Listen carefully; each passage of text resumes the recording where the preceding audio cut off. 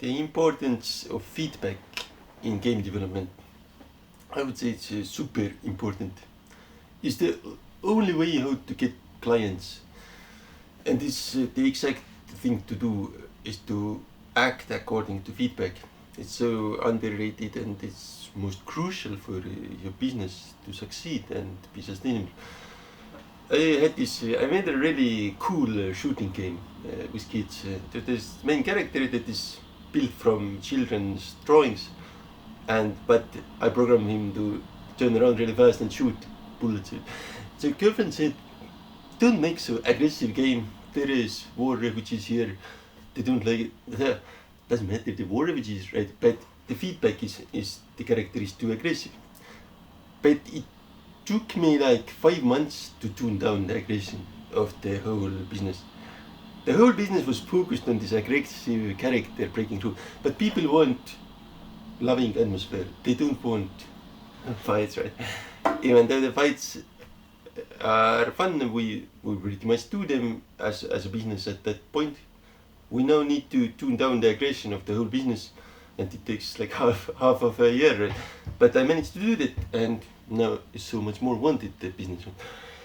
The next thing is, again, girlfriend. She has bought one game once from the business. So this time she asked, "Can you put these more workshops there?" I want more of these workshops in more schools.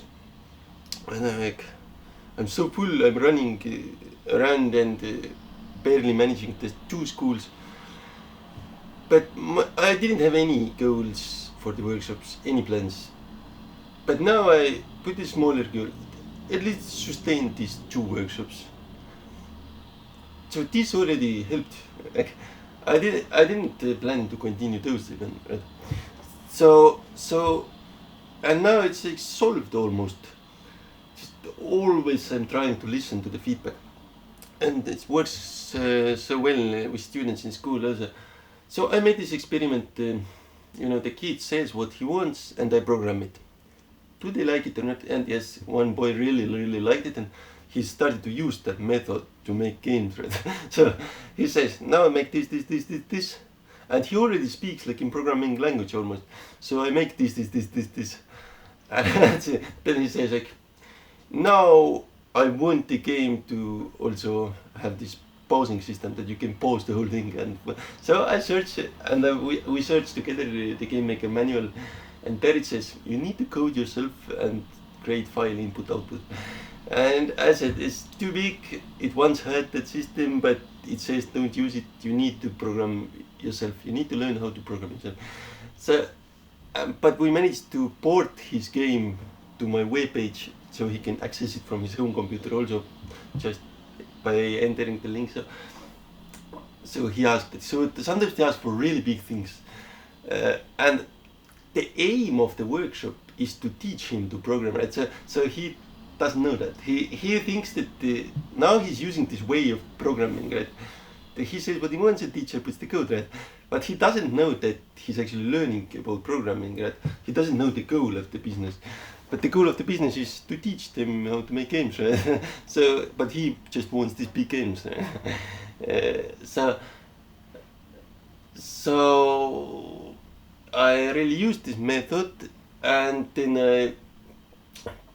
when the demand is too big and violates the goal of the business, right? The goal of the business is to teach, but he just wants somehow the big game to appear for him, right? So I checked the Game Maker manual, and it says you need to use file input yourself. So no way, they didn't have that built-in pausing system, right? So I'm really happy about that, because no way, we're not gonna do it now. So learning Game Maker engine, right?